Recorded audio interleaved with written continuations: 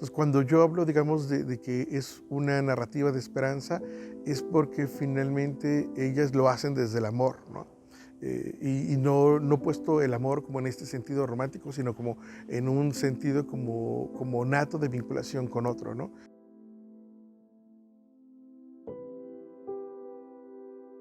Tecnologías de Esperanza, apropiaciones tecnológicas para la búsqueda de los desaparecidos en México, que es el nombre del libro. Se trabajó con 5 colectivos. El caso de Por Amor a Ellos, de Guadalajara, Jalisco, que utilizan el Facebook para publicitar descripciones forenses, es decir, ellas van al CEMEFO y observan características o rasgos identificables que después les permiten hacer fichas o incluso diagramas, dibujos, para que otras familias las vean y puedan encontrar a su ser querido a través de un rasgo, un tatuaje, un tipo de ropa, etc. También trabajé con el colectivo Vida, que ellos y ellas trabajan en Torreón, Coahuila, y ellas o el colectivo hace muchas búsquedas de campo. De manera específica, ellos trabajan en lugares que les llaman como zonas de exterminio, donde calcinaban los cuerpos de las personas que eran desaparecidas. Entonces ellos han ideado toda una serie de herramientas de campo que les permite identificar huesos en el desierto, ¿no? Es una característica propia de ese colectivo. También hay un capítulo dedicado a Fuerzas Unidas por Nuestros Desaparecidos Nuevo León, que está en Monterrey. Y en el caso de este colectivo, integrado principalmente por mujeres, utilizan drones aéreos y terrestres, que a su vez les permiten tomar fotografías satelitales, con las cuales hacen esto es como un concepto muy propio, digamos, de la geología, como fotonometría, que les permite identificar capas de tierra si ha sido removido o no a través de fotografías que toman con drones, ¿no? Entonces ellas tienen un sofisticado uso de la tecnología. Está también, digamos, el caso de Mario Vergara, que él pertenece al colectivo Los Otros Desaparecidos de Iguala Guerrero, que es un colectivo que se creó después de la desaparición de los 43 normalistas de Ayotzinapa, como una reacción para decir que en Iguala ya había más desaparecidos antes de los 43, y Mario Vergara es como uno de los considerados mejores buscadores de campo del país. Y él recibe el apodo de la hormiga atómica, y él lo que hace es grabar tutoriales en la página de Facebook que creó para buscar a su hermano, y en los tutoriales enseña a buscar a las personas desaparecidas. Y finalmente está también un capítulo dedicado a las Rastradoras del Fuerte, que es un colectivo de madres que está en Los Mochis, Sinaloa, y lo que ellas hacen es transmitir en vivo las búsquedas que hacen en campo para que otras personas puedan ver en tiempo real lo que ellas encuentran, y eso les permite también identificar a sus seres queridos, que son los 5 casos que están puestos en este texto. Pues estar en el colectivo nos ayudó bastante desde el principio, porque convives con gente que está pasando lo mismo que tú, la misma problemática, el mismo dolor. Entonces se va uno pues sintiendo acompañado por todos, por los demás familias, y eso nos fortalece mucho también y nos da mucha esperanza para seguir adelante. El uso de la tecnología hace aparecer al desaparecido, ¿no? Es decir, lo hace aparecer no solo porque le nombran, sino porque le buscan, sino porque la búsqueda tiene que ver con la idea de nombrarle, ¿no? Eso, en el caso, por ejemplo, es muy específico del arrastrador del fuerte, se retoma incluso por las propias formas en que tienen de nombrar a los desaparecidos como tesoros. Pero el resto de los colectivos tienen claro que su esperanza está puesta en la búsqueda, no necesariamente, aunque ese es el principal motor, de su ser querido en particular, sino de los seres queridos desaparecidos en plural, ¿no? Porque los buscan a todos. Entonces, encontrar a una persona constituye para ellos una esperanza que las acerca, digamos, como en términos de su acción política, a encontrar al resto de las personas, incluidos a los suyos. Bueno, la esperanza para todas nosotras es que nunca debemos de dejar de buscar y que jamás nos tenemos que rendir. La esperanza de encontrar, creo que para todas las buscadoras es lo que nos mantiene vivas, porque es el motor de que algún día, en las condiciones que sean, regresen a casa. Metodológicamente, digamos, yo construí, que le llamo la cuádruple desaparición, y es una forma de estrategia de carácter como teórico-metodológico que me ha permitido a mí explicar las fases por las cuales pasa una persona que es desaparecida en México, ¿no? Son 4 fases. La primera tiene que ver con la propia desaparición física, es decir, cuando alguien más le niega el derecho a ser y estar, ¿no? Es decir, lo priva de la libertad, ¿no?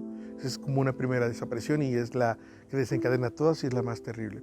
Luego después viene una segunda desaparición que yo le denomino como la jurídica, cuando, digamos, el Estado invisibiliza las desapariciones y convierte al desaparecido en estadística, en cifras o expedientes, ¿no? Ahí hay una segunda desaparición que desdibuja la personalidad e identidad del sujeto y lo suma a una masa, ¿no?, de personas sobre las cuales no se quiere particularizar, porque si se particulariza vienen nombres e historias y eso contradice, digamos, como estas narrativas criminalizantes.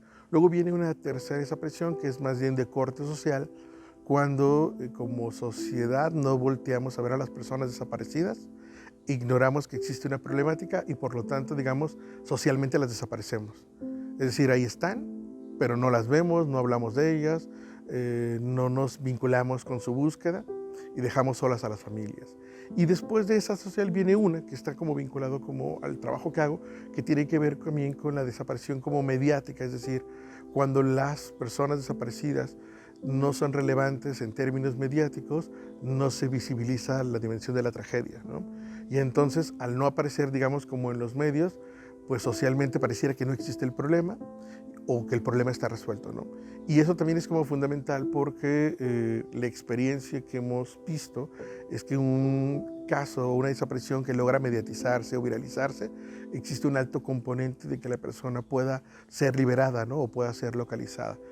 Pero esto a veces también atraviesa por una serie, digamos, como de cuestiones como de género, de clase, ¿no? Es decir, con un montón como de barreras y de problemáticas sociales que ya tenemos, porque no todos los desaparecidos, digamos, cobran relevancia pública, ¿no? Y eso también tiene que ver, y eso es como la narrativa que une a esas 4 desapariciones, como con la criminalización que se hace sobre la persona desaparecida, donde se le vincula como responsable de su aparición o como un criminal, y eso automáticamente parece que la vuelve responsable de todo lo que ocurrió, ¿no? Y eso otra vez la vuelve a desaparecer porque pues nadie va a sentir empatía por alguien que andaba haciendo algo malo, ¿no?, como señala el gobierno. Entonces, a mí me permite como esas 4 dimensiones explicar cómo es el proceso.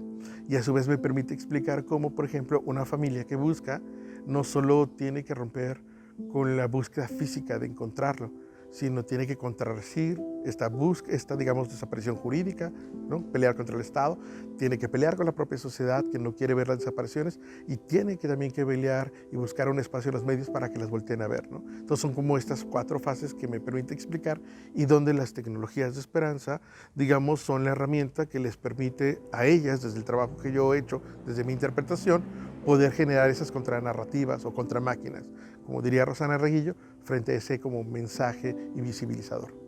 En términos como de alfabetización, lo que yo encontré en ese trabajo fueron familias enseñando a otras familias, ¿no?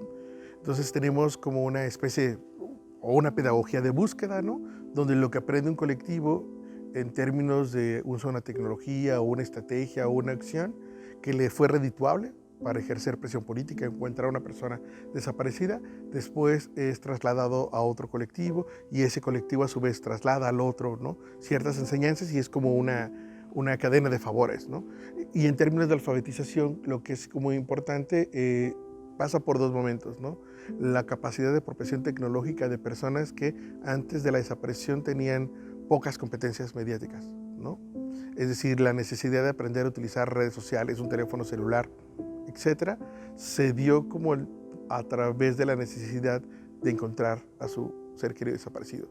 Y hay un componente de alfabetización muy importante porque tenemos personas adultas, ¿no?, muchas adultas mayores, aprendiendo de manera rápida, con el acompañamiento de otras familias, a aprender a utilizar las tecnologías. Entonces, hay un componente, digamos, de alfabetización que es como generacional, pero que a su vez es intergeneracional porque sus propios hijos o hijas, ¿no?, les han enseñado lo que ellos saben y han colocado esa acción en sentido de búsqueda. Y eso a mí me ha parecido como muy significativo. Por eso también en el texto, como parte de los resultados, yo llamo que son pedagogías de búsqueda, ¿no?, búsquedas que se enseñan de colectivo a colectivo, de familia en familia, ¿no? Y eso ha sido como muy relevante y creo que eso tendría mucho que enseñarnos a nosotros, ¿no? Más que como ese sentido de que nosotros vamos y alfabetizamos a las familias, más bien las familias tendrían mucho que enseñarnos en términos de cómo podríamos utilizar las tecnologías